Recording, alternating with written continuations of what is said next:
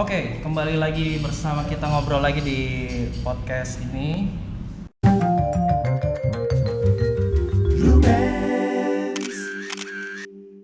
Selamat datang lagi sampai episode ini.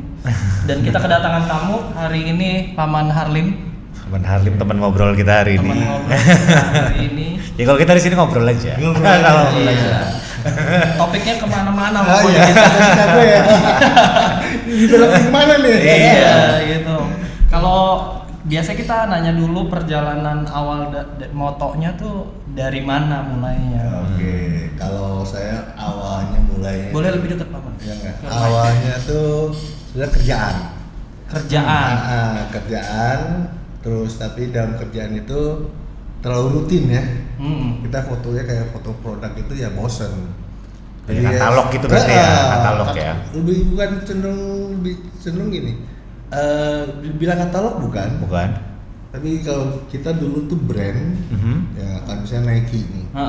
Nike itu punya label dan lain-lain. Oke. Ya, jadi untuk bisa membuatnya persis sama kita menggunakan fotografi sebetulnya. Oh gitu.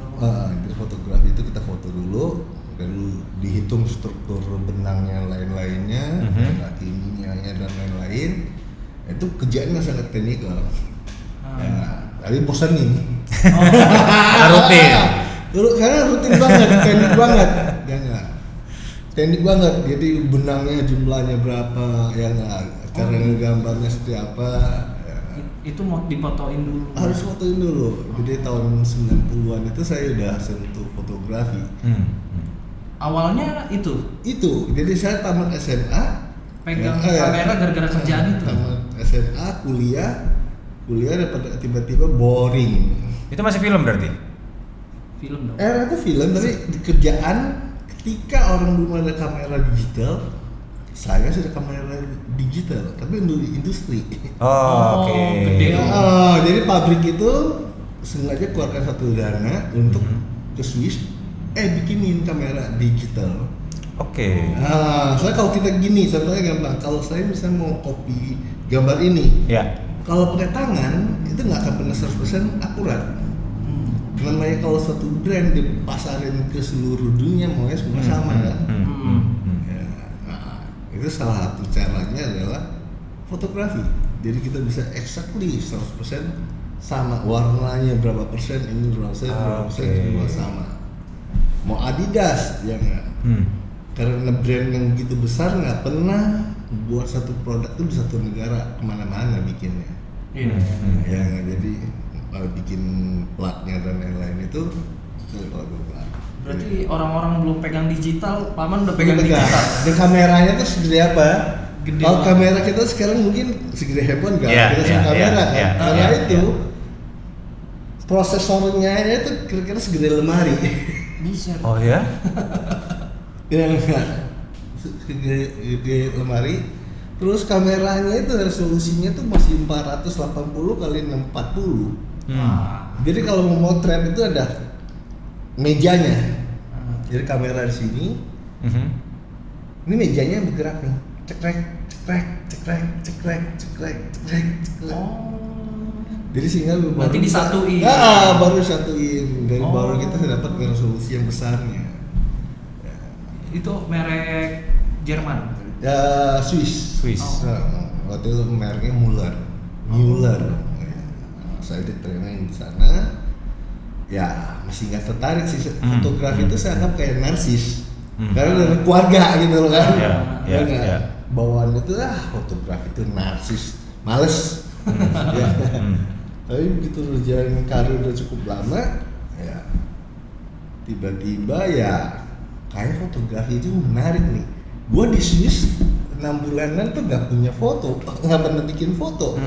Nyesel banget kan? Memorinya nggak bisa kelihatan ya? Memorinya ada, Memorinya di dalam ada. diri kita tuh ada. Tapi kita nggak bisa cerita ke orang siapapun. Saya nggak bisa cerita ke anak saya, ya nggak. Saya nggak bisa cerita ke siapapun bahwa saya dulu tuh melakukan suatu adventure di Swiss. Yang orang naik ke Matterhorn, saya cuma pakai kaos begini, ngandelinnya pakai bir. Orang pakai jaket tebal-tebal, saya juga pakai bir gitu kan. Itu kan yang suka adventure itu suatu kenangan. Iya. Di sini kita masih ada. Masih ada. Tapi visualnya nggak ada mau Visualnya dikasih tuh ke nggak orang ada. lain. Kayak, lu mau cerita gitu orang ngomong, bual lu. Omdo lu. Iya kan? Hoax ya kalau hoax. No picture hoax. Ya nggak, baru mulai tuh. Begitu anak ke 1 saya udah mulai. Ya, umur 30 saya dapat anak yang pertama, itu udah mulai tuh. Mendokumentasikan keluarga ya. Itu pakai film. Pakai film. Nah, itu foto saya masih cenderung. Yang memicu saya balik ke fotografi itu ya alam ini. Segala sesuatu yang kegiatan alam. Jadi era itu film saya udah motret burung. Udah motret dulu. Dari awal. Pakai film potret burung. Oke.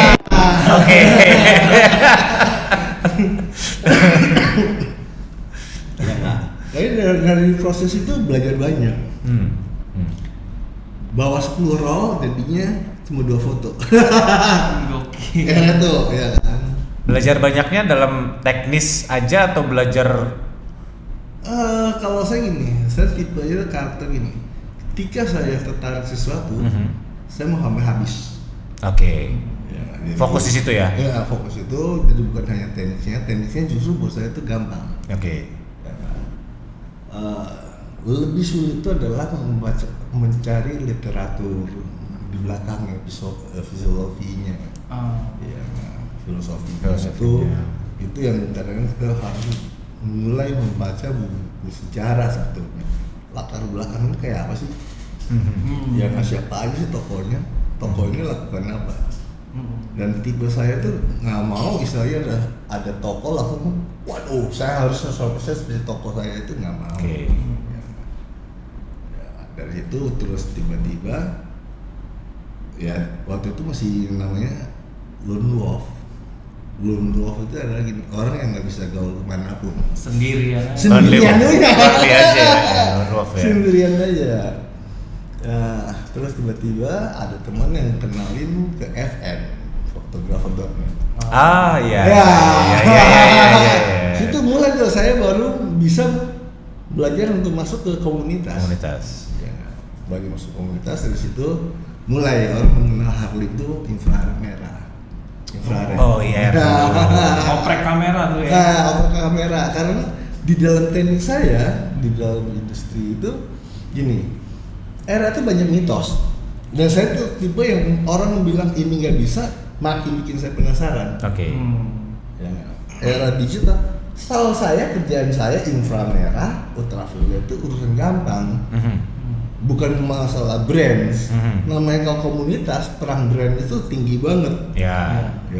Wah, era itu merek ini nggak bisa, merek itu bisa, bla bla bla.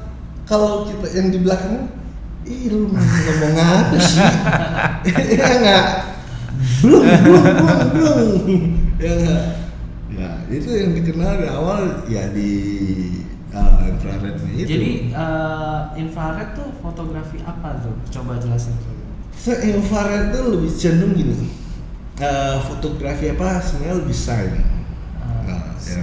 Sains dan teknologi. Contohnya gampang.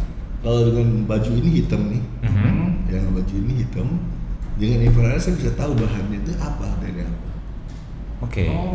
Ya, nah, contoh yang gampang lagi, rambut Yongki, boleh nggak dihitamin semua? Bisa, dihitamin semua. Terus rambut Aji, anggap asli nih, asli, ditaruh samping sama kelihatan hitam oleh mata kita, tapi begitu oleh infrared ada beda dikit. Ini abu-abu, ini hitam. Begitu juga bahan tekstil ini kita ingin tahu ini dari menggunakan apa aja, taruh aja, cepat ketahuan. Jadi gradasi warnanya banyak kalau kelihatan di infrared. Iya, jadi apa yang tersembunyi di balik itu kita kelihatan. Dan pemakaian di umumnya itu di dalam itu lebih banyak untuk vegetasi sebetulnya. Jadi kalau misalnya orang punya perkebunan sangat luas, yang punya 1000 hektar, dia nggak akan pernah bisa monitor mana pohon yang sudah menuju masa stres istilahnya, ya nggak. Salah satu caranya adalah infrared, terbangin di foto, jadi akan terlihat umurnya. Pohon yang ini lagi stres, pohon ini sehat. Kondisinya berarti ketahuan dari infrared. Ketahuan. Oke. Ya. Anggap misalnya kita bicara kayak misalnya ada danau nih, danau. Di mata kita ya biasa aja danau. Tapi dari infrared bisa tahu danau ini kebanyakan biota atau tidak. Ya. Batu di mata kita biasa aja, ini batu, ini batu. Ya, nah. Tapi di infrared bisa tahu. Begitu foto ini dulunya ada bekas. Misalnya kita sebut fosil. Yang ada fosilnya atau enggak, itu ketahuan dari infrared. Pelajaran jadi infrared itu dari mana dapatnya? Ya, kerjaannya tuh waktu dikirim ke Swiss itu belajar itu. Jadi kerja perusahaan untuk beli kamera itu ya kita dikirim training kan, untuk pahamin ya, cara motretnya seperti apa, ya, cara analisanya seperti apa, situ. Setelah itu baru habis infrared berkembang lagi, foto apa lagi? Ya gini, kalau ini sebagai sharing ya gitu kan. Kalau kita namanya kerja, kalau nyaman aja udah pasti nyaman itu. Tapi akan tipe saya itu tipe yang gampang bosenan. Jadi ketika infrared saya udah memperkirakan infrared ini pasti nggak lama lagi akan ada copycat saya. Ya bener, copycat dari mana? yang mengaku Harlin tuh banyak banget, yang mengaku asisten tuh banyak banget. Sehingga udah prepare. Jadi prepare-nya itu saat itu adalah gini. Pertama masuk ke fotografi seni atau landscape ini, yang saya rasakan tuh kira-kira begini. Susah ya cari teman yang bisa diajak diskusi. Pada saat itu? Ya, susah ya untuk diajak konsultasi. Kalau tipe yang orang yang bisa menggali informasi dari mana-mana, itu nggak masalah. Ya, sehingga muncul ide dengan teman-teman itu, yuk kita bikin mentoring. Ya, ide mentoring itu gara-gara juga begini. Kita semua niat ngajarin. Sebetulnya di mana-mana kok kita niat ajarin. Contoh kalau kita bertiga pergi, ya enggak. Anggaplah saya newbie. Aji udah lebih senior, yang kiri lebih senior. Kalau pergi sama-sama mengeluarkan kos, terus tiap jam, tiap detik gua nanya lu melulu, lu motret nggak berdua? Lu buat motret nggak? Walaupun sebagai teman lama-lama kesel nggak? Ya kan? Akhirnya kita, memang di Indonesia ini belum ada yang berani yang bikin yang namanya fototrip dengan mentoring. Waktu itu masih belum ada. Jadi kita dengan teman-teman itu, wah, yuk kita bikin mentoring. Ya, bikin mentoring. Jadi di Indonesia itu belum ada tuh yang namanya. Karena kita tuh budaya timur punya, kadang-kadang punya gini. Rasa sungkan. Untuk masuk ke dunia profesi rasa sungkan. Rasa sungkan gini. Masa foto trip lu berdua harus bayar. Ajarin gini masa harus bayar. Ya, tapi nggak mikir sebaliknya. Ya, dengan berani kita bikin, akhirnya lama-lama ya sekarang kita bisa lihat berapa banyak orang menjual foto trip dan mentoring dan ini. Artinya satu lapangan yang terbuka. Kita nggak akan bilang klaim, ini berkat jasa gitu, enggak. Jadi era itu memang begitu. Ya nggak mungkin saya ikutan bayar terus saya tiap jam nih satu junior nanya, terus kapan saya motretnya? Yang akhirnya mikir, oke, gini, ya nggak. Kita buat mentoring, saya pasang dapat uang. Setelah saya ngajar, ngapain? Saya pergi lagi, saya motret sendiri. Bukan di situ motretnya, kan? Di situ sebagai mentor.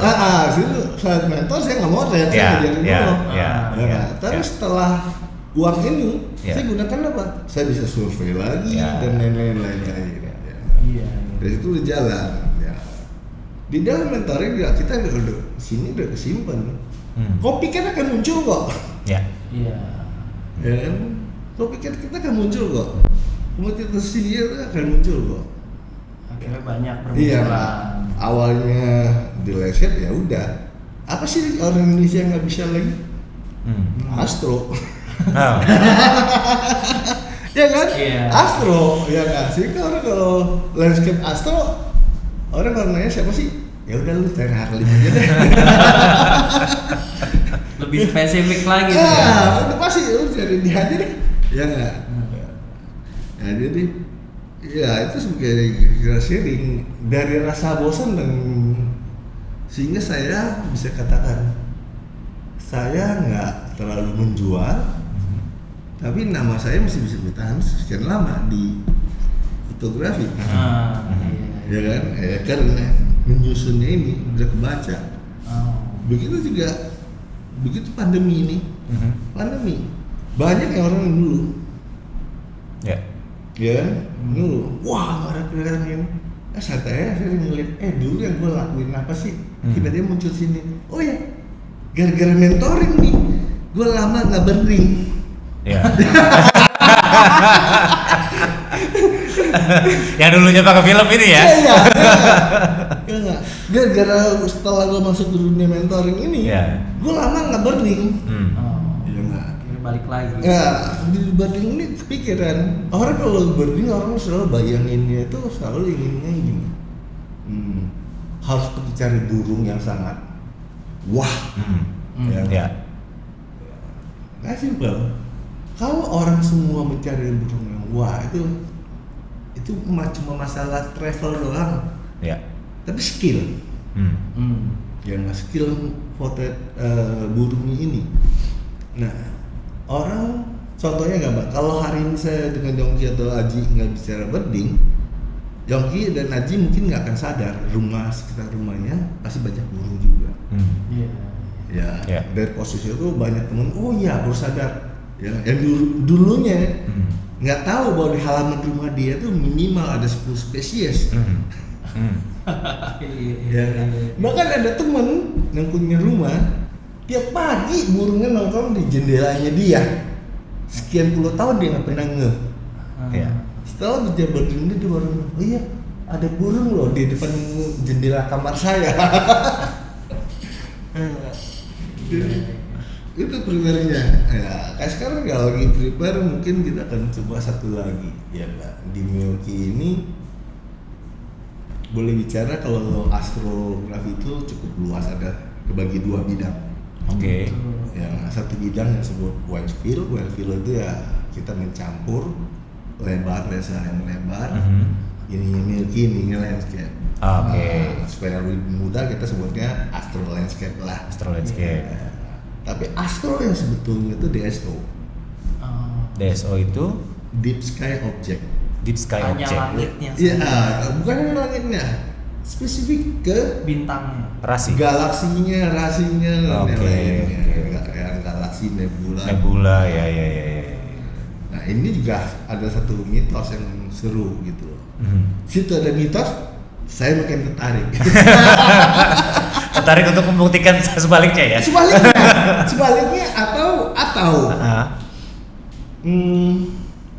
gini, kita harus pahamin sekarang gini, di dalam ini segala bidang ya, itu ada rumit, ada yang bisa kita persimpel.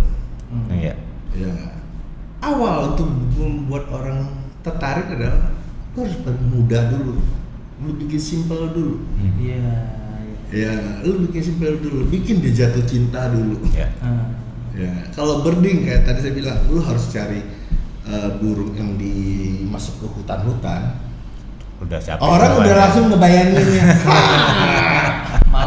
Males. Ya nggak? Betul. Males. Tapi kalau kita ajarin birding di halaman rumah lu juga bisa. Ya. Walaupun spesiesnya tuh Biasanya biasa.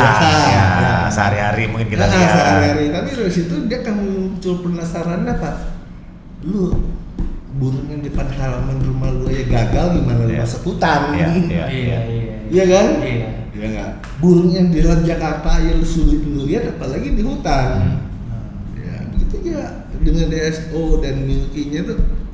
Ya kita lagi bikin shortcutnya gimana sih? Ya, kayak Milky kita udah bikin shortcut, lu nggak usah mikir yang rumit-rumit, kata orang ada rumusan ini rumusan itu. Ya, udah mulainya 30 detik F4 ISO 3200, lu jedornya dulu. Iya. Lihat aja jadi apa enggak dulu ya. Ngeliatnya jadi apa dulu, kurang terang, lu mau Iya. naikin ISO tuh mau apa silakan selanjutnya. Tapi kalau awalnya lu baru pasang tripod, lu ngitung, akhirnya apa? Udah lu awan ngitung. tutup awan. Iya. Kalau tutup awan apa? Dia tadi ada. Iya gitu loh. Itu Iya. kejadian tuh duluan baju. Iya. Wah, bintang. Oke. Itu Pers setengah jam. Loh, awan. Udah hilang. Nah, ya kan itu yang kejadian. Itu belum lagi yang setiap manusia tuh gampang diserang yang namanya panik.com. Panik. Ya nggak. Jadi buatnya simpel dulu. Segala sesuatu ya kita cari setelah kita praktek. Coba simpel. Oh ini, ya nggak. Plek, lu jalanin, lu suka, pasti lu akan memperdalamnya. Nah, ada satu kelemahannya. Kadang-kadang kita di sini tuh kalau dulu ya masih ada forum-forum. Ya. Ya nggak. Kalau sekarang ya lebih cenderung lebih mengandalkan WA group sebetulnya. Ya. Ya. Forumnya berubah di WA. Dan lebih tertutup ya. Lebih tertutup. Nah sekarang ketutupnya ini ada punya satu kendala ini. Campur antara yang sudah sudah mulai duluan sama yang baru mulai. Yang baru mulai. Ya. Itu kendala yang zaman sekarang akhirnya di situ. Ya kalau dulu ada fotografer.net, semua orang bisa lihat. Semua orang bisa lihat. Apa yang dibahas sama orang lain kita bisa baca dan belajar dari situ kan. Betul. Kalau sekarang di WA group ya kalau nggak diundang masuk Nggak tahu ada apa di situ. Dan kadang-kadang kalau di WA group ya itu kalau yang sudah duluan mulai ngomong kita kadang-kadang mau ikutan gimana ya? Iya, enggak. Dan juga ada kesulitannya kalau di WA group ini karena gini. Ya, kalau saya tipenya begini. Saya nggak akan takut apa yang share ini lalu ditiru orang karena saya selalu hari ini gua keluarin ini nih, semua otak gua udah sampai di sini. Ya. Planning saya udah sampai sini. Iya. Lu orang bisa ini, gua udah sudah ini. Ya. Jadi nggak akan takut untuk menyemplungin sesuatu itu ke dalam grup. Ya. Tapi kendalanya di dalam kayak zaman sekarang ya, kehilangan karakter fotografer.net itu ya. Sharing itu udah nggak terstruktur. Kayak sekarang misalnya tiba-tiba gua, share ini, tiba-tiba ada yang nyemplung, masuk ke satu pertanyaan, Tenggelam pertanyaan. Ya nggak. Tambah lagi, canda tawa. Canda tawa. Ya tapi kita bilang, dunia itu dinamis bergerak. Ya nggak. Kita anggap sekarang ada fotografer.net itu dibilang nggak ada juga, masih ada sebetulnya. Masih bisa dilihat. Ya, tetapi yang ada ini kehilangan masanya kurang. Ya nggak, karena kita sekarang kecenderungannya larinya ke IG lah, YouTube dan lain-lain. Ini udah offline sih. Tapi bila bicara offline juga nggak juga sih. Mau share ke sana, akhirnya kita mikir, gua share sini nggak ada yang baca juga, kadang juga nggak ada. Iya kan, akhirnya bisa mix ya, ada gua mix ke sini ya, gua bawa ke sini ya dulu. Berarti ada strateginya tuh ya. Sekarang udah lagi di Instagram apa nih, ngeracunin orang? Share foto berding terus. Astro, mana landscape. Kalau berdingnya punya satu challenge-nya kira-kira begini. Kalau kita pelajarin data ya,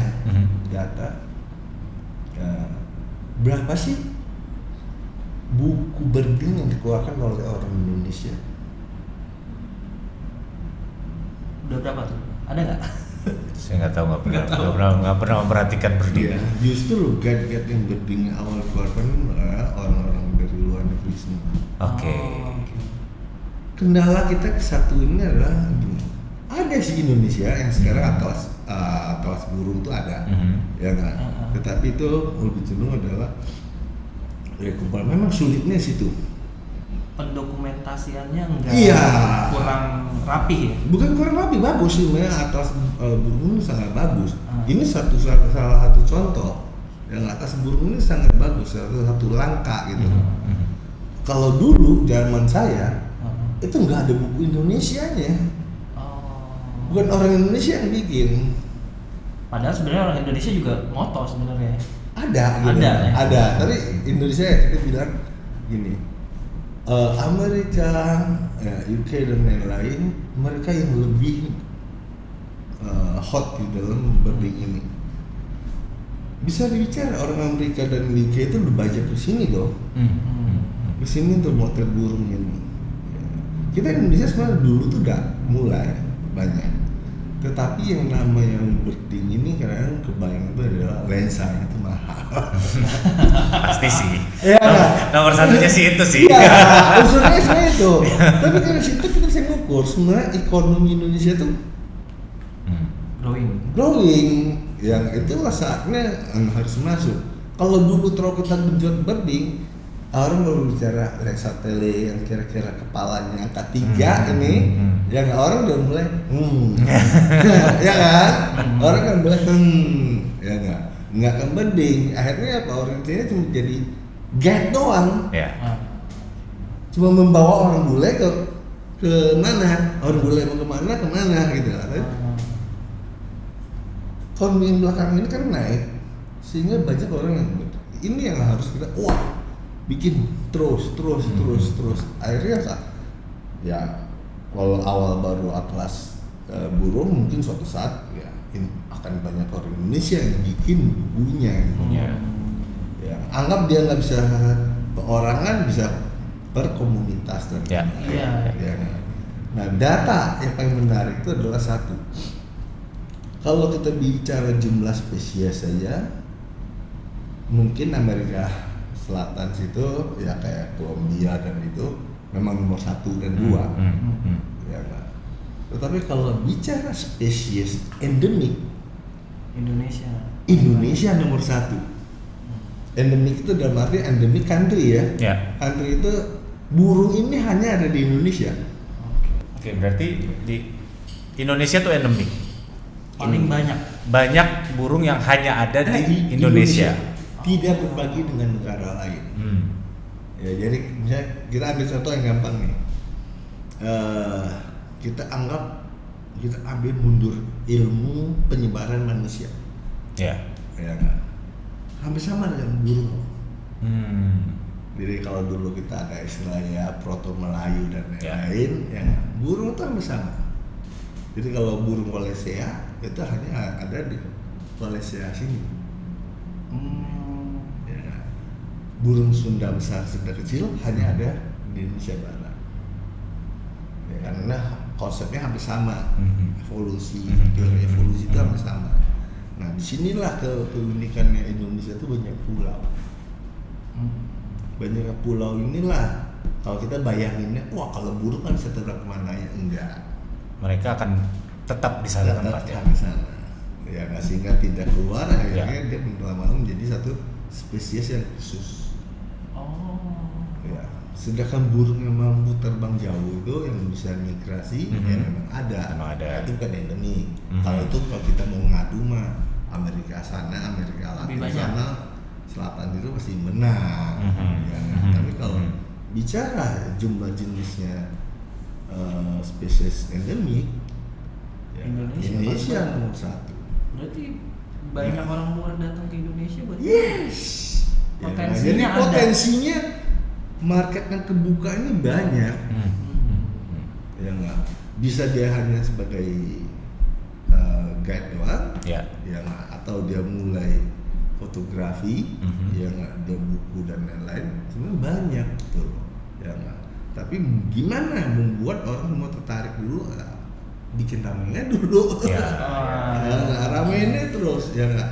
Goreng dulu. Gorengnya dulu. Dan ramein ini nggak. Jangan kita memilih-milih gitu loh.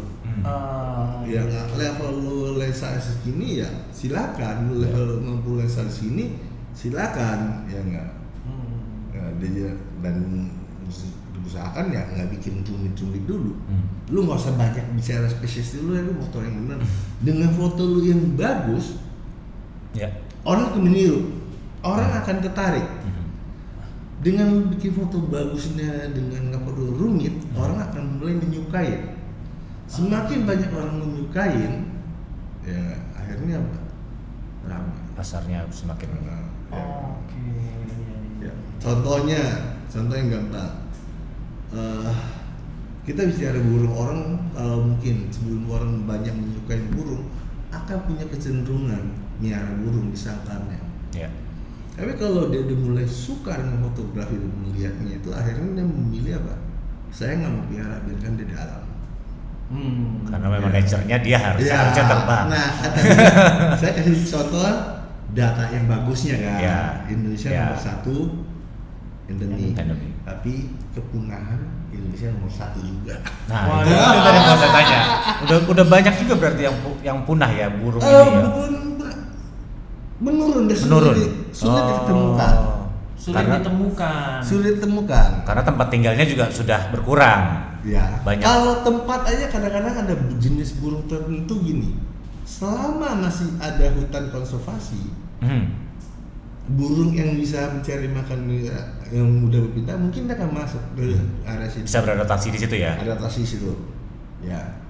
Yang akan punah tuh burung yang nggak bisa adaptasi, itu ke satu. Tetapi yang lebih lagi kepunahan itu bukan hanya unsur ini. Coba deh jalan-jalan ke pasar burung. Itu ada tuh biasanya. Coba deh jalan ke pasar burung. Ya. Kalau kita kadang-kadang iseng ya di YouTube ya lihat yang orang jebak burung itu. Yang namanya orang pemburu burung untuk dijual itu nggak mandang bulu. Apapun disikat. Iya nggak mau dibiarkan mati. Wah, gila. Iya kan? Iya nggak. Walaupun kita nggak bilang, oh ya ini. Ya kita gua nggak mau bahas urusan politik deh. Ya nggak. Tapi gua cuma mengajak orang untuk, ayo foto burung itu menyenangkan. Lu lihat suaranya, lu lihat perilakunya, lu lihat warnanya, ya nggak. Challengingnya. Nah dari situ mungkin suatu saat dia kalau begitu dia sadar dia lagi jalan ke luar negeri ini lihat, kalau luar negeri kok burungnya ramah banget dengan orang ya. Kok di sini takut ya orang. Ya kan ada instingnya beda ya. Insting burungnya ini beda ya. Dia kan muncul di sini. Penjawabnya apa? Kita juga kok semuanya di sini. Ya kan? Ya kita nggak perlu saya bilang wah saya harus diriin organisasi yang untuk melawan itu enggak. Jadi gerakannya beda. Gerakannya lewat fotografi. Nah, ini yang saya katakan dari ketika saya mau belajar sesuatu ini, kalau saya sebut nama Ansel Adams, dipikir aja apa sih? Ansel Adams. Landscape, black and white, Zone system, bla bla bla bla bla. Kalau saya enggak. Pencinta alam. Dari fotografinya dia merubah Yosemite itu berhasil menjadi konservasi ya. Ya. Dengan foto yang bagus terus. Ya nggak. Dari situ merubah kira orang mau ke Yosemite. Yosemite itu harus dijaga. Ya. Nah itu yang harus kita naikin. Kita nggak protes. Saya nggak mau jadi orang untuk protes. Tapi ini cara saya. Saya bisa gerakan 10 orang. Saya udah syukur. Saya bisa gerakan cuma 2 orang. Saya udah syukur. Ya cuma sampai doa 2 orang ini gerakan 2 orang lagi, 2 orang lagi. Ada satu misi di balik fotografi, sebenarnya ada satu misi. Iya. Ya fotografi itu bisa mengajak kita Kalau dulu kita di fotografi.net itu kita ada istilahnya gini. Fotografi itu memanusiakan manusia. Manusia. Ya. Nah, itu bahasanya. Itu bahasanya. Saya ingat banget. Jadi ingat zaman-zaman baru belajar. Saya ingat banget. Iya, manusia ketika kan manusia. Saya masuk ke dalam forum itu, awalnya saya tuh tipe yang nggak aktif. Saya baca dulu semua, ya baca map-mapnya. Akhirnya saya baru aktif. Ini asik nih. Ya. Ini asik banget nih. Iya. Ya kan? Cocok dengan pikiran saya. Saya nggak mau jadi tukang orang protes yang tidak tahu frontal, tapi saya melakukan dengan cara saya. Ya. Jadi contohnya misalnya di dalam dunia burung ini banyak yang namanya burung settingan juga ada. Tapi saya nggak akan frontal. Itu saya anggap itu pilihan mereka. Ya, itu pilihan mereka karena sudah stigmanya kalau orang yang suka lomba, kalau jurinya tuh nggak tahu bahwa itu nggak ngerti karakter burung settingan atau tidak, lalu itu menjadi itu orang akan semua ikutan begitu. Ya. Ya, kita nggak bisa bilang wah itu bla bla terus kita ngelawan, enggak. Kita yang bisa saya lakukan apa? Ngajak. Di alam itu lebih seru lagi daripada itu. Iya. Ya, di alam itu lebih seru lagi. Serunya apa? Lu gampang gagal. Lu gampang gagal. Akhirnya apa? Karena sering gagalnya ini akhirnya apa? Kita di challenge. Ya akhirnya di challenge dari tekniknya, dari spirit kita motret, ya nggak. Kalau sudah lagi capek di challenge, ya udah kita cari gampang ke Singapura aja ya. Ya ke Singapura, di situ sadar lagi. Kok negara orang lain yang cuma seupil, burungnya segitu gampang ditemuin spesiesnya. Itu kan Tinggal pinggir jalan aja udah banyak ya. iya nggak, itu akhirnya jadi kritik pada diri kita sendiri. Gua nggak mau deh menyentuh begini lagi. Gua nggak mau dia kan semua bebas. Ya bisa ngajak temennya lagi itu lebih bagus.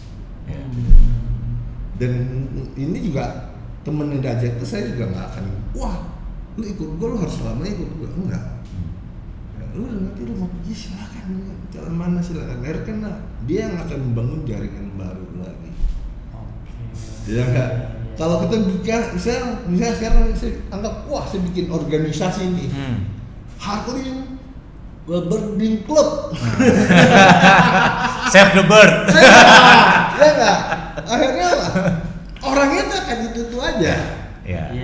Ya enggak? Kalau saya gini, yuk, motor ada sekali lagi bisa. Ya, Yoki akan bilang, lu belajar birdingnya sama Harlem. Ya, daripada Yokinya harus setiap hari lah. Wah, lu harus di grup gua, lu bebas, lu kemana aja. Ya. Dengan itu kan akan dapat teman baru lagi. Iya. Ya itu keseruan di balik fotografi itu ada Misi. Ada misinya. misi halus. Misi halus. Kalau Ya. di Astro juga lama juga ya. Kalau Astro, kalau saya jujur gini, bilang lama enggak untuk fotografinya. Tapi di masa kecil itu, waktu kecil, saya tuh lahir di daerah. Lahir di daerah. Daerah mana? Saya Riau. Riau. Dan bapak saya itu, keluarga saya itu latar belakangnya itu perkebunan. Oke. Sagu. Duri atau bagan siapa? Dekat Riau, dekat Kamparu, setelah panjang. Ya enggak. Jadi latar belakang itu adalah perkebunan sagu, karet, ya enggak, terus bakau. Oke. Ya enggak. Di masa kecil saya tuh kira-kira sampai umur 5-6 tahun itu saya tinggal di hutan. Jauh dari polusi ya. Iya, sangat jauh ya. Ini tuh hal unsur yang saya suka burung itu begitu. Iya. Ya, kecil itu mainan saya tuh adalah piaraan saya tuh beruang, harimau, buaya, ya kan. Jadi umur segitu ya kan. Di umur 5 tahunnya saya udah bisa bunuh babi. Iya. Iya. lahir di alam lah ya. Lahir di alam ya, dekat dengan alam. Lahir nggak di alam ya. Dekat dengan alam. Ya. Dekat dengan alam. Berusahakan di alam. Di alam, gitu, ya. Nah di situ kecilnya tuh namanya kita kecil, orang tua kadang-kadang ngajarin navigasi. Ya nggak, kalau lagi ngelaut itu ngeliatnya apa, Iya, ya nggak, bulan itu kayak apa. Nah itu awal dasar dari astronomi itu. Nah, dan dunia astronomi sebenarnya ada di budaya lama kita semua. Oh gitu. Ya. Ya nggak? Contohnya gampang. Anggap saya keturunan Tionghoa. Ya. Ya nggak? Imlek itu dihitung dari apa? Bulan, spring, ya. Budaya Jawa juga sama.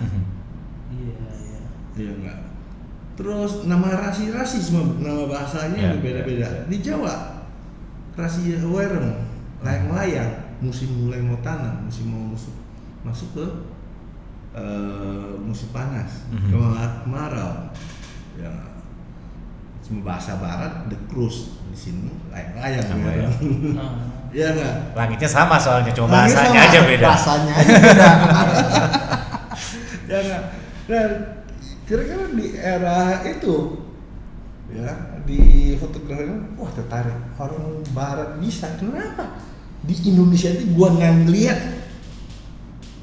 kalangan amatir atau hobi itu motret astro. Yang motret astro ini orang yang belajar astronomi beneran. Ya. Yang kelihatannya rumit banget. Iya nggak? Belum apa udah DSO dulu udah bicara ini Terus saya berpikir, kalau orang awam itu diajak langsung begini, terus lu harus bawa peralatan 30-40 kilo, kapan orang motretnya? Ya itu ke satu. Kedua, anggap dia mampu beli. Di Jakarta kapan lu motretnya? Agak susah ya. Nunggu lebaran kayaknya. Itu. Nunggu lebaran emang. Itu. Ya, Nunggu lebaran mati lampu akhirnya itu apa? enak tuh. Akhirnya apa? Orang kesempatan belajarnya mungkin setahun mah berapa hari doang. Ya. Nggak populer. Akhirnya harus cari metode yang agak populer. Dia begitu miliki, ketika teknologi kamera itu memungkinkan dan mudah, itu ya dimulai dengan era-era kamera full frame yang murah. SLR. Iya, era itu digital. Wah, itu langsung saya genjot bisa. Itu boleh bilang terus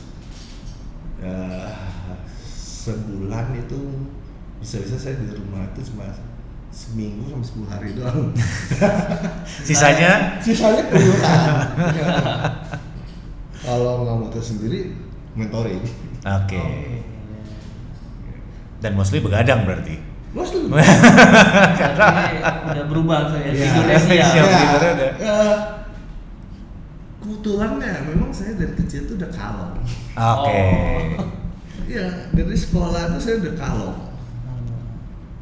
Kerja pun saya sebenarnya kalong. Cuman ya itu namanya karena saya bilang gini, garis hidup itu kadang-kadang ada yang dari atas yang ngatur kali ya. Iya. Walaupun kerja resmi di pabrik, orang kan ngebayanginnya kalau lu sebagai manajer atau sebagai GM di suatu perusahaan bisa menaiki posisi gitu, pasti orangnya tipe yang disiplin banget kan. Ya. Ini enggak loh. Ini hokinya kayak gitu loh. Ya. Temunya tuh bos-bos yang istilahnya bisa gua kompoin. Yang penting prestasi gua bagus. Ya. Ya nggak, lu mau capai apa gua capain dulu. Tapi gua minta kebebasan waktu gua. Jangan minta gua masuk kantor harus jam 8 tank. Ya. Kalau gue boleh, gue masuk jam 10, jam 11 nggak apa. Gue pulang, gue malaman nggak masalah. Ya, dia tipe kalongnya. Begitu juga zaman sekolah. Ya, sekolah masuknya jam 1 punya. Jadi kalong saya itu udah kebentuk. Pas di Astro. Oh ya, pas di Astro ya nggak. Terus tipe yang gampang ini ya nggak. Gua lagi mau tidur kayak tadi dari rumah ke sini gua udah merem. Oh, emang tipenya gampang tidur. Gampang tidur kalau di mobil. Kalau perjalanan tuh gampang tidur. Karena saya nggak punya aktivitas. Ya, Otak saya tuh cooling down. Tapi kalau di rumah, lu ada komputer apapun, ayo deh mau berapa jam, duduk aja kok begadang.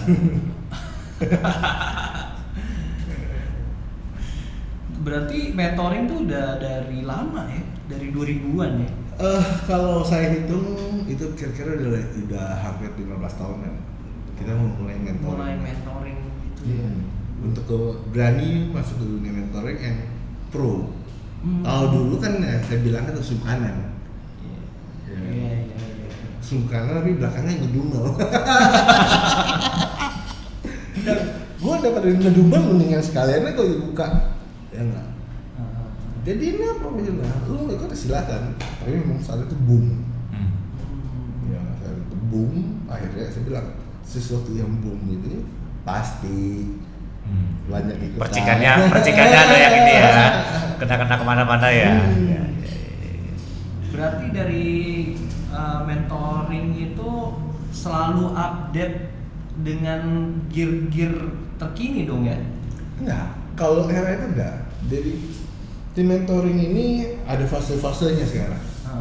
Fase yang dulu awal itu lebih cenderung pertama kita eksperimennya itu mentoring studio sebenarnya foto model.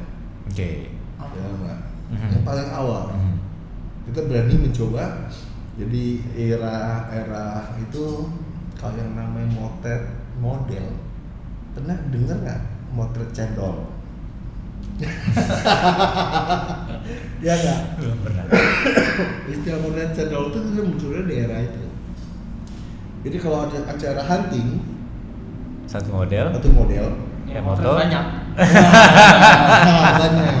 Nah, ada teman-teman yang era itu nggak setuju nih. Ya enggak. Pro kontra ya. Ya pro kontra. Atau orang bilang, wah gue mau belajar foto model, lighting udah disiapin. Ya. Datang masuk spread itu gue belajar. Ya. Ya.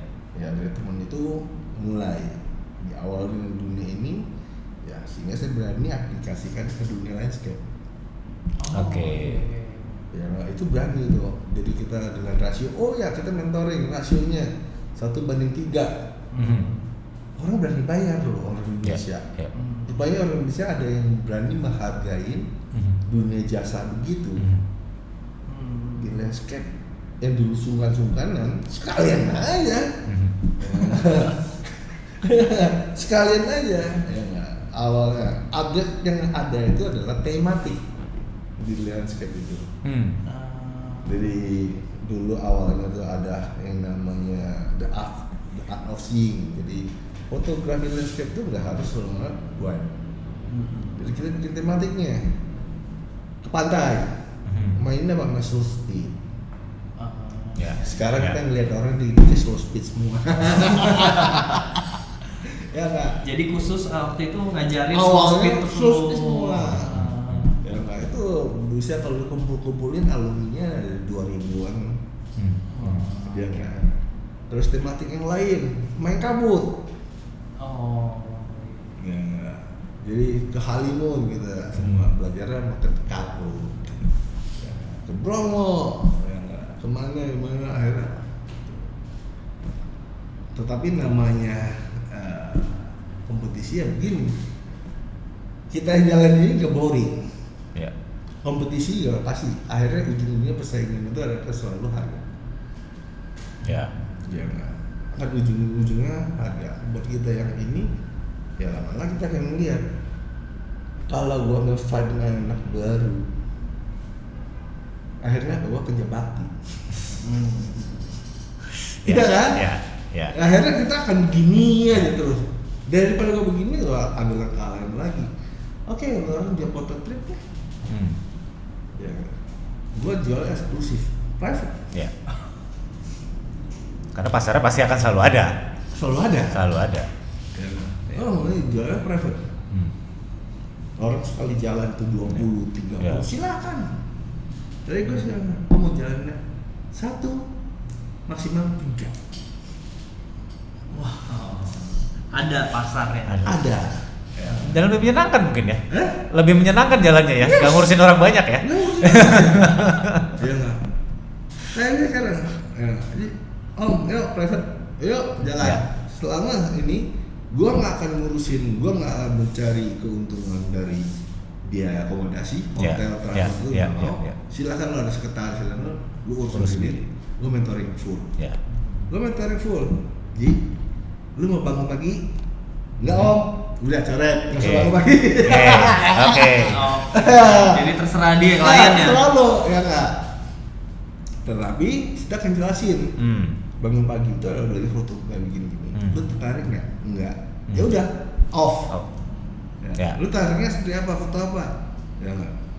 Foto lokasi mainstream atau lokasi yang namanya get lost? Ya. Ya nggak. Dulu saya yang kenal kan namanya get lost.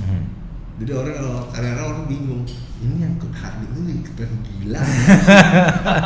Tempatnya nggak tahu apa, diajakin nyasar. Kok mau ya? Bayar lagi. Bayar lagi. Ya nggak. Kadang-kadang cuma pinggir jalan di situ udah kita. Iya. Itu yang satu. Kalau kita kembali kayak sebicara kayak Padang gitu, aduh, Semua orang udah. semua orang udah suruh gua naik motor juga, gua juga Ya, males ya, gitu. ya. Ya kalau suruh tiba-tiba, ngilang ya di Pulau Flores. Kemana? Wow. Nggak tahu. Nggak tahu. 3 hari pergi yuk di Ya, sana. dia pergi. Tapi Ya. yang penting gua tahu dari kota ini ke sini, Ya. itu tujuan Ya. akhirnya. Tapi di sini gua mau nyasar kemana? Ya. Suka-suka gua kayak feeling gua instingnya mengatakan ke sini ya. Ya kan? Ya. Dan Ada, pasti ada. Ada aja yang mau. Dan banyak orang yang sebetulnya pada level tertentu orang yang lebih menikmatin yang begitu. Ya, dia akan melihat kayak gini. Sekarang kalau Pulau Padang, berapa orang sih yang bikin foto Pulau Padang? Banyak. Ribuan kayaknya udah. Sejuta umat. Ya nggak, sejuta umat, ya nggak. Ya, tetapi itu juga kita nggak bisa katakan sejuta umat ini jelek. Ya. Buat mereka yang baru belajar mungkin wow banget. Ya. Itu yang membuat mereka tuh semangat terus. Ya. Tapi kalau yang sudah level kayak gini, ya begitu lu ngomong Padang naik ke Padang lagi kalau udah, Iya. Cari yang lain yuk. yang Pasti. lain yo. Makanya muridnya juga tingkatannya dari yang beginner sampai yang expert gitu ada ya. Ya selalu ada. Ya. Sebenarnya kita bicara sama gini, fotografi itu saya jarang membaginya menjadi expert atau beginner ya. Entusiasnya dari mana sebetulnya? Oke. Entusiasnya lebih penting. Kayaknya tadi ketemu aja, gue begitu dengar dia, oh iya adventure ke Nepal, ada yang lebih keren lagi, ladak. Amin. Amin. Ya, jadi bukan kita bilang wah ini harus orang yang expert banget, enggak. Tapi kita ngeliat interestnya, Iya. entusiasnya itu di mana. Yang ada yang entusiasnya landscape-nya bisa gini-gini. Ada yang entusiasnya landscape-nya mewah, glamour, yang sudah terkenal. Ada yang suka landscape-nya tuh saya bilang apa ya, rasanya satir. Satir dalam artian? Dan artinya gini, tempat itu semua jelek. Oke. Ya, tapi kita melihatnya itu ada Dari tempat ini bisa jadi apa? jadi apa? Dia berpikir dan Ya, mencari, ya, ya enggak. Walaupun seluas akhirnya cuma ngambilnya cuma seupil, ya enggak. Dari pantai yang biasanya cuma karang, Iya. cuma batu aja. Ya. Itu bahkan ada satu klien saya yang unik gini. Kalau dihitung cost-nya aja ya, hitung cost perjalanan dia aja, itu private-nya hampir angka 2, digitnya banyak. Digitnya banyak. Dia cuma cari apa? Cuma cari satu foto dengan syarat jangan sama dengan Orang lain. orang lain. Kemana tuh waktu itu? Di New Zealand. Wah, jadi kita jalan-jalan, saya kita gantungan di mobil. Ya, tiba-tiba jalan, kayak insting saya mengatakan di sini ada bau. Ya belok kok. Belok kok. Ya belok. Itu yang dia buat dan itu yang dia cetak. Iya. Dan di rumah dia tuh punya koleksi lukisan yang ratusan juta semua. Iya. Wah. Iya. Jadi dia menghargai foto dia tuh dengan biaya ini. Foto saya harganya seharga ini loh. Iya. Loh, di rumah dia. Iya. Itu kan orang, manusia itu semua. Ah. Ya. Jadi bukan kita bicara di expert, entusias. Ya, cara dia menghargai karya dia sendiri. Ya. Dia mampu kok beli lukisan mahal di rumah dia, ada koleksi. Ya, tapi gimana dia menghargai diri dia adalah ini perjalanan ini saya mau cari satu foto yang saya berani saya sandingkan di situ. Dan foto ini dia yakin orang lain nggak akan punya karena tiba-tiba belok ke jalan desa. Tiba-tiba belok jalan desa terus kita lihat orang kalau itu fotonya ini saya udah pernah upload sih. Kalau kita lihat pagar yang dibuat dari tanaman, yang sekarang pendek kan, Iya. ya, baru bisa dipapas rata banget. Iya. Ini enggak, tingginya tuh puluhan meter, pohon cemara. Tapi dipapas oleh orang New Zealand tuh semua bentuknya sama persis. Oke. Karena mereka gunakan mesin. Iya. Dan itu hanya kita temukan saat kita masuk ke dalam pedesaannya Pedesaan. itu. Kalau nggak belok kiri nggak ketemu itu. Enggak ketemu. Dan dia sendiri bukan orang yang baru ke New Zealand, sehingga dia tahu dia selama ini dia punya di rumah di New Zealand, dia nggak pernah lihat ini. Berarti kepuasan orang tuh beda-beda ya? Iya, kepuasan orang beda-beda. Udah sampai titik itu dia pengen punya suatu karya hasil tangannya sendiri Tangan sendiri dan nggak semua orang punya. dan nggak semua orang punya.